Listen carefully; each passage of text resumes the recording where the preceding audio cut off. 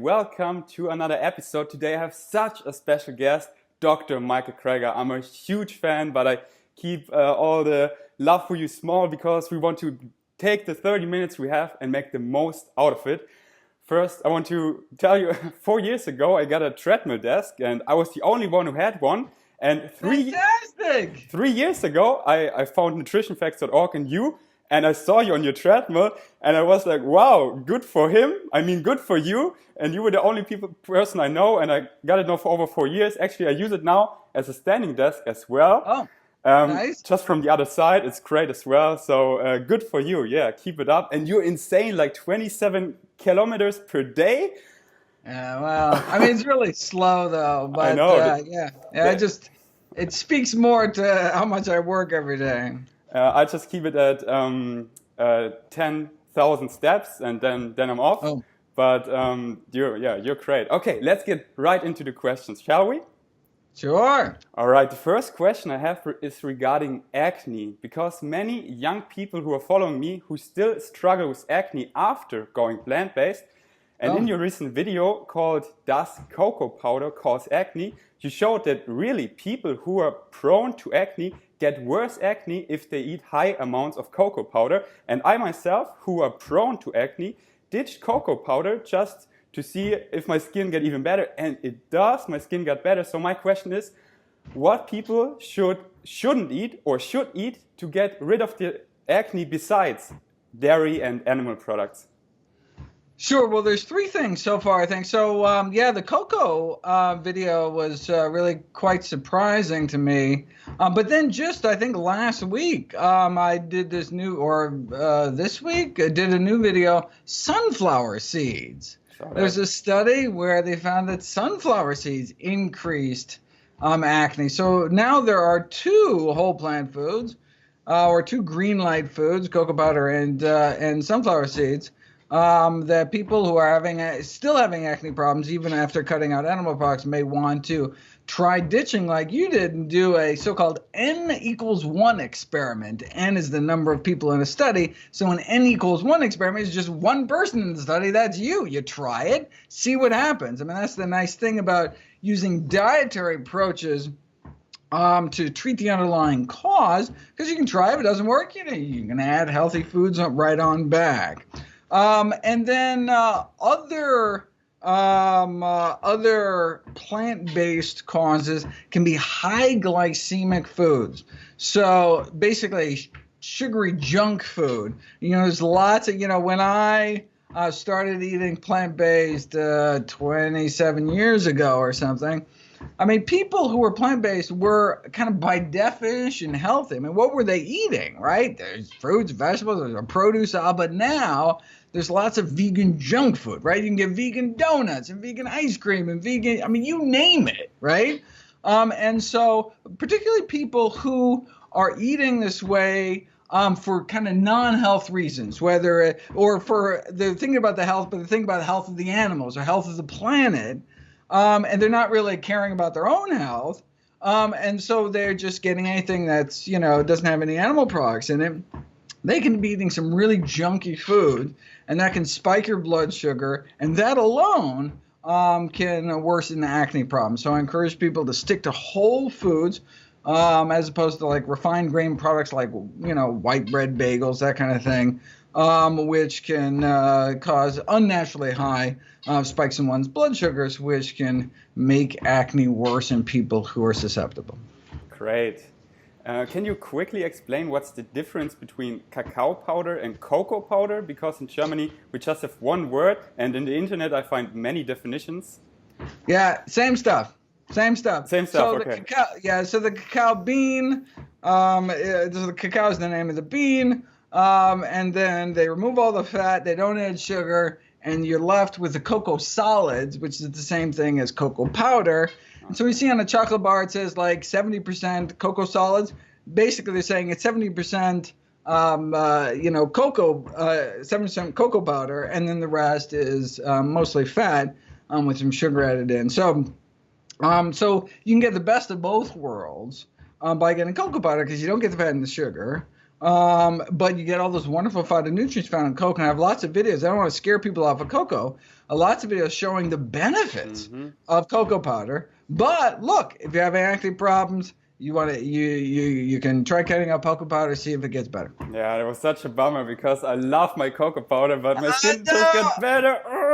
But we have so many tastes. Away. Maybe there's this dose effect. I mean, maybe you can get away with a little bit or infrequently. I don't know, but yeah, sorry about that. Yeah, but the Blend Kingdom offers so many flavors, so I can't complain at all. It's all sorts of good stuff out there. Okay, next question. We know that processed meat is the #1 carcinogen. We are as certain that processed meat causes cancer that we are that plutonium causes cancer, but does only processed meat causes cancer or all meat?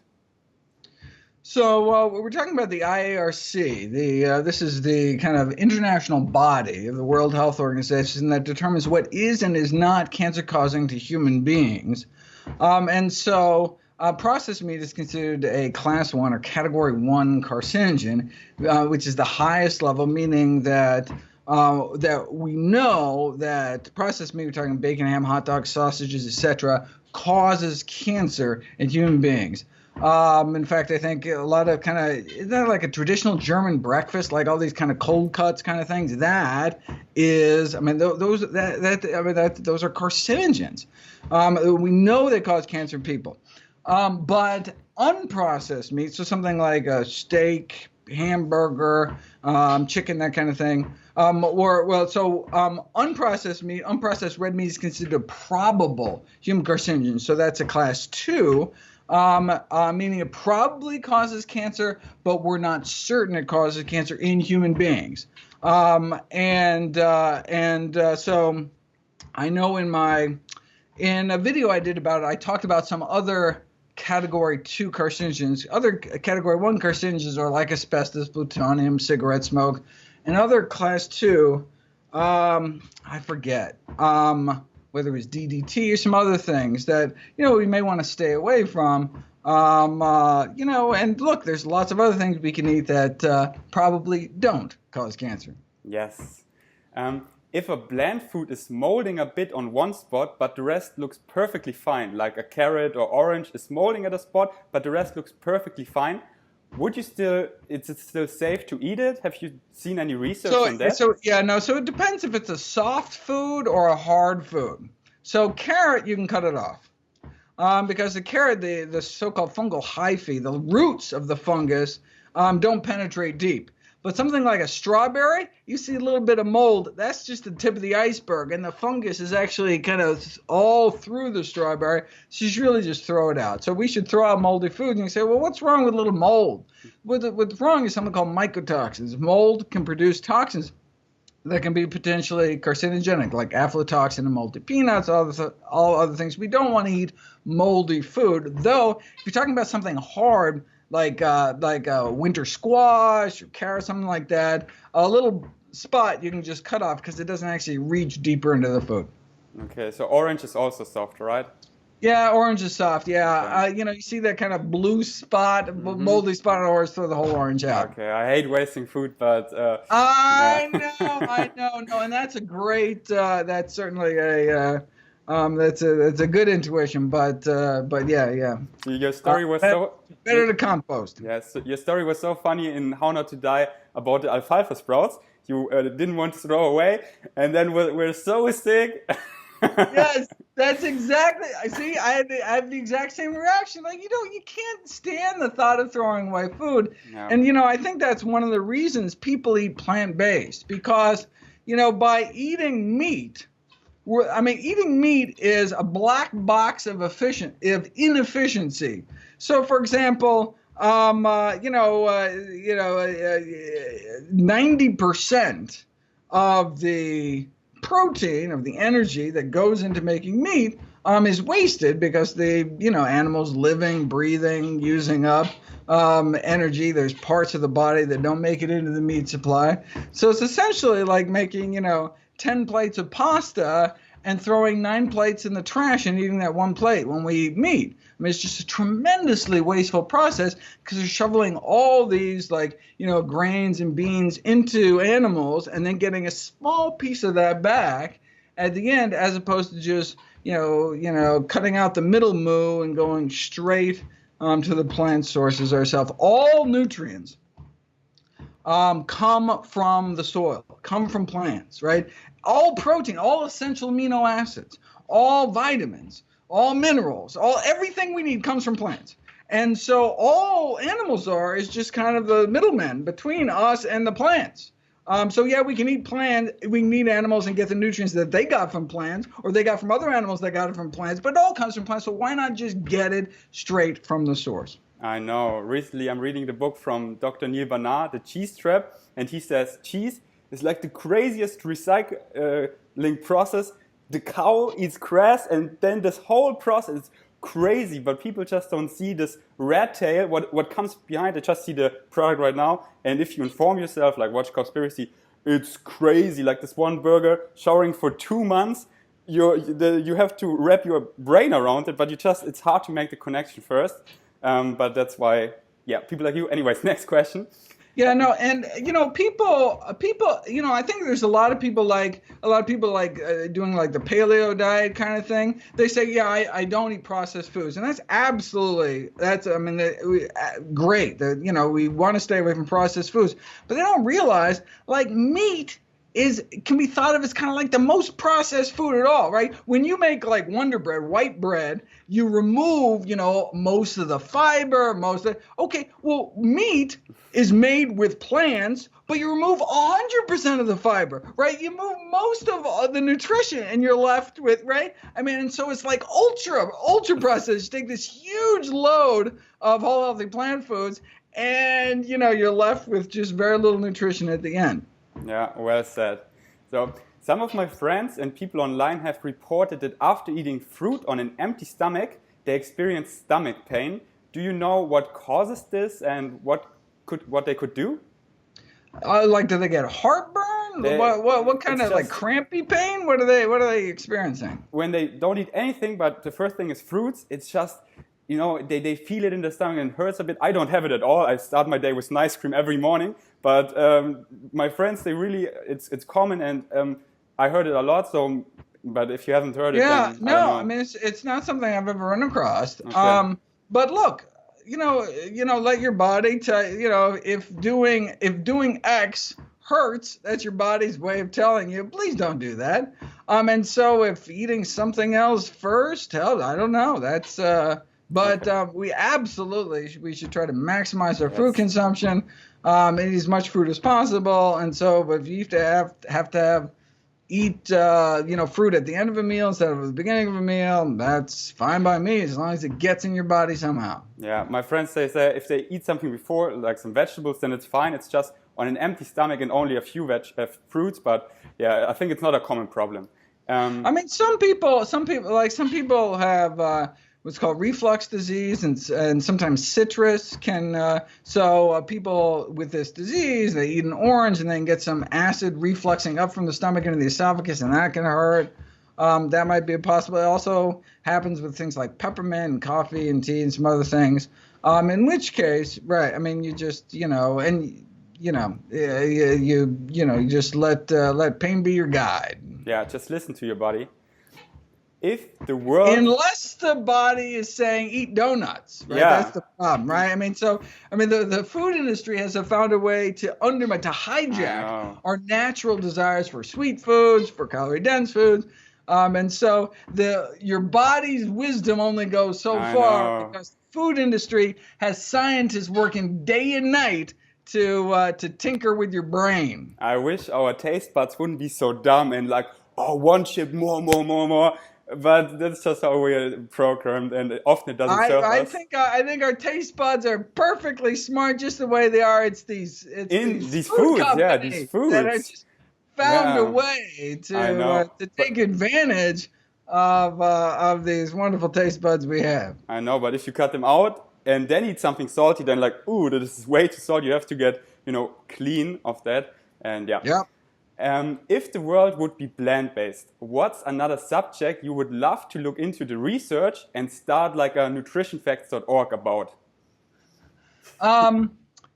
So if like everyone's eating healthy, Oh, well, then I moved to other lifestyle medicine issues. So then I take on, talk about sleep more. I talk about exercise more. I talk about stress management more. I talk about some of these talk about smoking cessation more. But the number one cause of death, the number one cause of disability in most developed countries is our diet, bumping tobacco smoking typically to number two.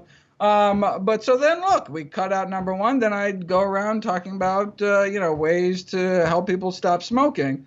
And then once everyone stops smoking, I, move on to the next one down the list. That's great.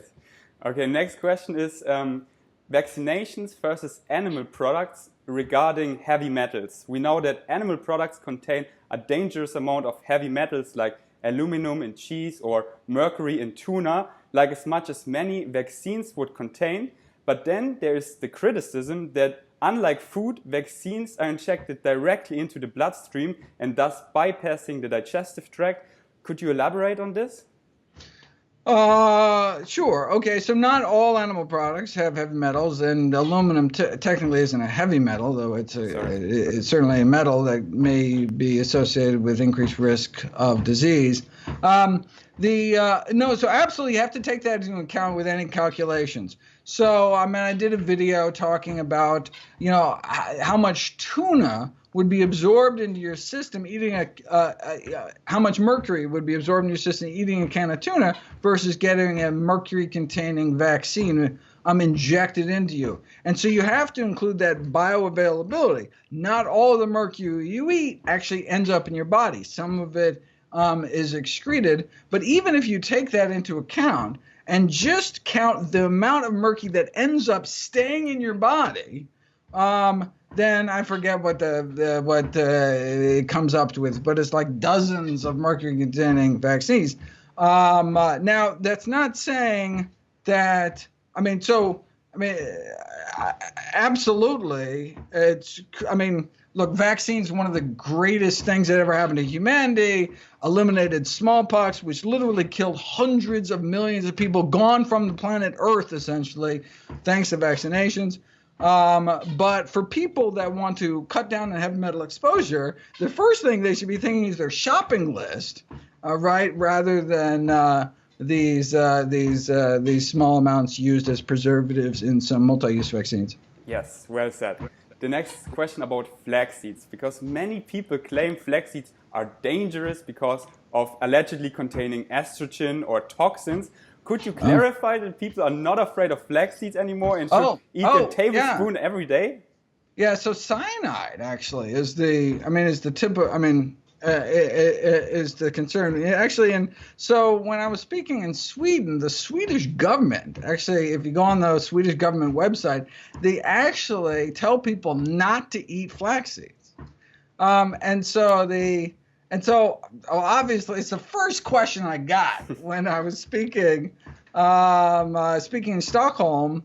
And in fact, the Swedish publisher, I think How Not to Die is in like 30 languages or so far, but the Swedish publisher refused to publish the book until I added an extra section explaining why flax seeds won't kill you. So after my experience with that, I actually did a scripted small series of videos, 1-2 videos, which will be coming on the site soon, where I talk about cyanide is this naturally containing molecule that's in a whole bunch of things. In fact, most common food crops contain these microscopic amounts of cyanide. It's the dose that makes the poison. And so I do the calculation showing how much flax seeds you have to eat to get any kind of concern. Your body, we've evolved to detoxify cyanide very rapidly, but obviously there's a limit. And so bottom line, eat a tablespoon of ground flax seeds a day, and there's no risk of cyanide toxicity. And for those interested in seeing the science, as of course everyone should be, they should know that I have a video coming up soon where I actually plot through the calculations and show that actually the flax researchers have it wrong too. So it's not just on both sides of the debate are messing with the facts. But if you look at the facts, tablespoon a day is the way to go. Okay, and 1 to 3 tablespoons would be also fine of the level.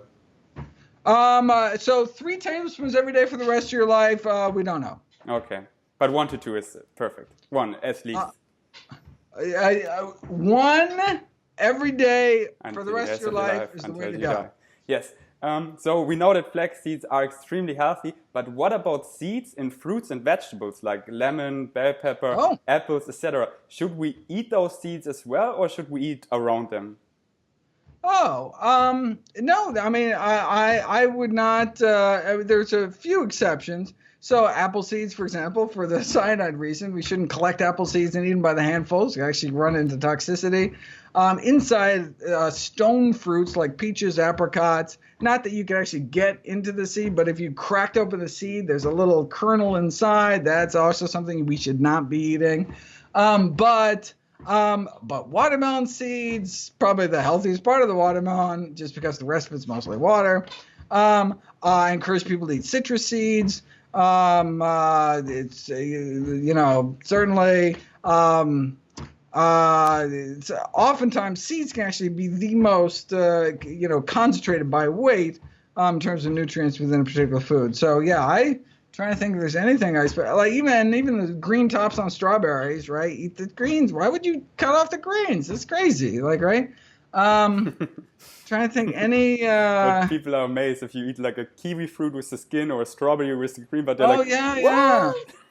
Yeah. The only skin. Someone asked me about mango once. Can you eat the skin of a mango?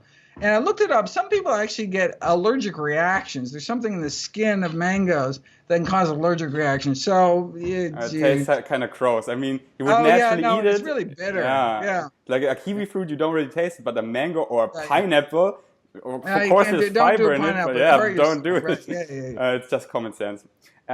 Next question about B12. You recommend to take cyanocobalamin, but here in Germany, it's really hard to find cyanocobalamin. And if you find it, it's really expensive because of the import. So in Germany, we mostly have methylcobalamin. But you said there's not really studies showing that methylcobalamin works, but one study that showed that it didn't help with people who are deficient in B12. So what would you recommend to take if cyanocobalamin isn't available? That's surprising. I did not know that. I mean, because cyanocobalamin, here in the States, it's the most common type, and everything else is more expensive. And the reason cyanocobalamin is just more stable. It's not that methylcobalamin doesn't work, but it's not as shelf stable. And so what it says on the bottle doesn't necessarily mean what's actually in the pill and absorbed into your body. And so if you do take methylcobalamin, I would recommend 1,000 micrograms a day, right? Whereas cyanocobalamin, you only need 2,500 once a week.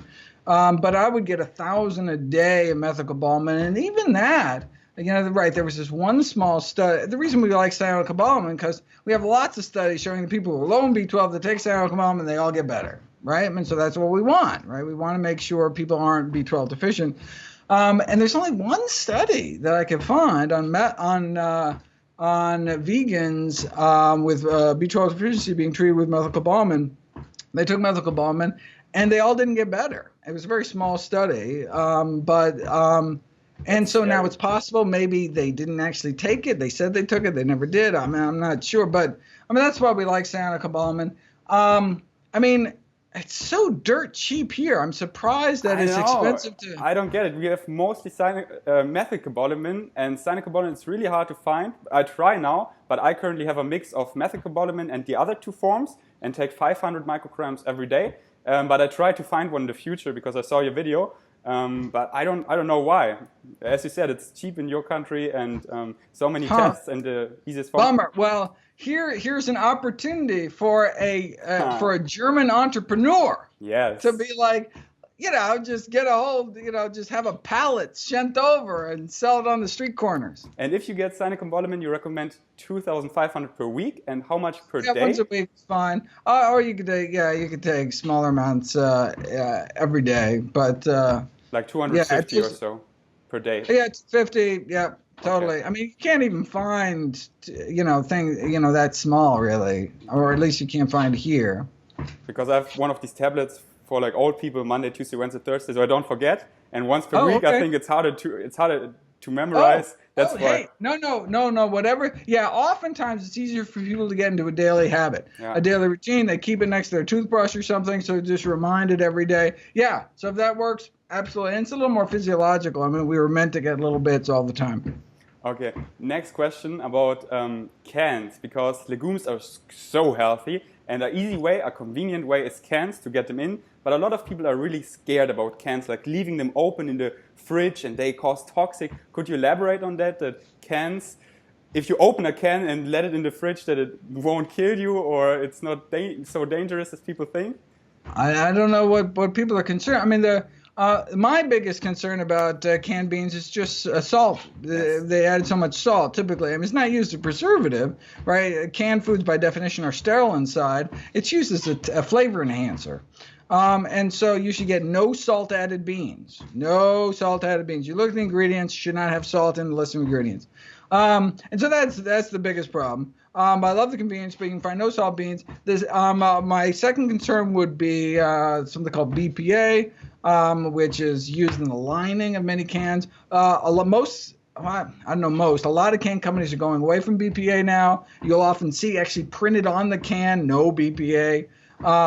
Just because there's a consumer backlash against it.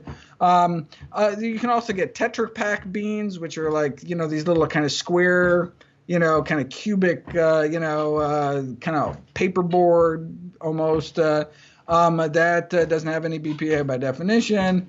But again, no salt added. But in terms of keeping in your fridge, that's a great. I mean, we always have an open can of beans in our fridge here, because it just as a reminder. Oh, I got to add beans, right? You can add beans to almost anything, right? Add beans to oatmeal, beans. It's so incredibly healthy. It's just like you can add beans and greens to any dish and make it healthier. And so it's a great visual reminder right in front of you. Whereas if you had it in some Tupperware or something, you might not be like, oh, I got to add beans. Mm-hmm. I mean, they can go bad after, a couple of days. You want to eat them up, but they shouldn't be in your fridge for a couple of days because you should be constantly eating them. Yes. The only other downside is, and not really have to do anything with health, but canned beans can be kind of mushy. I didn't really even think about that until I actually tried cooking my own beans. We got a little electric pressure cooker. And so you press a button and it just cooks the beans kind of magically. So that's actually what we do now, rather than canned beans. And the only reason is because each bean is individual and it's a little firmer and actually has a nice mouthfeel. Now, if you make some like hummus or bean dip or anything, canned beans are perfect. It's all, but now, I just noticed the difference when I'm having a salad with some canned beans. Just it doesn't have as pleasant a way. It's totally up to people's preference. But those are the only potential downsides. And the biggest upside is convenience. Absolutely. Anything that makes eating healthy food convenient, I'm all for. Yeah, I cook them now all fresh in bulk too, because in Germany we hardly can find salt-free or BPA-free. Oh, There's really? another startup. Okay. Yeah, our stores are so behind. We have all the whole foods, but not those cool, processed healthy foods. They're mostly not so healthy, but that's why I cook them myself. Yeah, that's so funny. You have like whole vegan supermarkets, and they can't even get some beans. I know. I don't know why, but it's not a big hassle to cook them in bulk. And then do you actually like boil them, and use a pressure cooker? I boil them, but I think about getting a pressure cooker as well. But I wait for your videos, which come soon, hopefully, to see if they're worth it. But a sneak preview here. I'm a big fan. I think they're worth it. In fact, even like money-wise, like I used to buy cases of cans of beans, and beans are dirt cheap, but nothing's dirt cheaper than like dried beans. Like bags of dried beans, super cheap, and actually you can rapidly recoup the investment of buying one of these cheap electric pressure cookers, and it's just like you don't have to worry. Well, I'm so busy that it's kind of like a rice cooker where you press a button and then it stops. And so you don't have to worry about burning the house down or something boiling over or something, the water boiling off or anything like that. it just stops automatically, and so then the beans are ready whenever you want. You know, I mean, I don't know. I think you find you'll like it. I will get one because the water boils over every single time, and it's I so know. annoying. And it takes forever. Yes. Believe me, you won't go back. Because another reason why I cooked it myself salt-free, because I found this recipe, white bean cookie dough, and it tastes fantastic, and it has to be salt-free. And you just take like white beans in a food processor, some date sugar or dates, some nut butter, some vanilla, some cacao, some cinnamon, and some chunks of dark chocolate maybe, and it's like a cookie dough. And full of beans, you know, or with black beans, and it tastes so good. And I make it every week. That sounds good. Yeah, All right, we'll have to swap some recipes. Okay. Another question, because unfortunately, I gotta run off. Oh, sorry. Okay. Another review. Okay. When are your videos about fasting coming out? About fasting? About what? About fasting? Are they coming soon? You don't know? Well, yeah, it's got to be a while. Oh, okay. Because I cannot wait. Yeah, no, I said. Yeah, okay. Just I'm working on the new book, and it's just. I know. I wish I could clone you 1 million times. Overwhelming, right. But don't worry.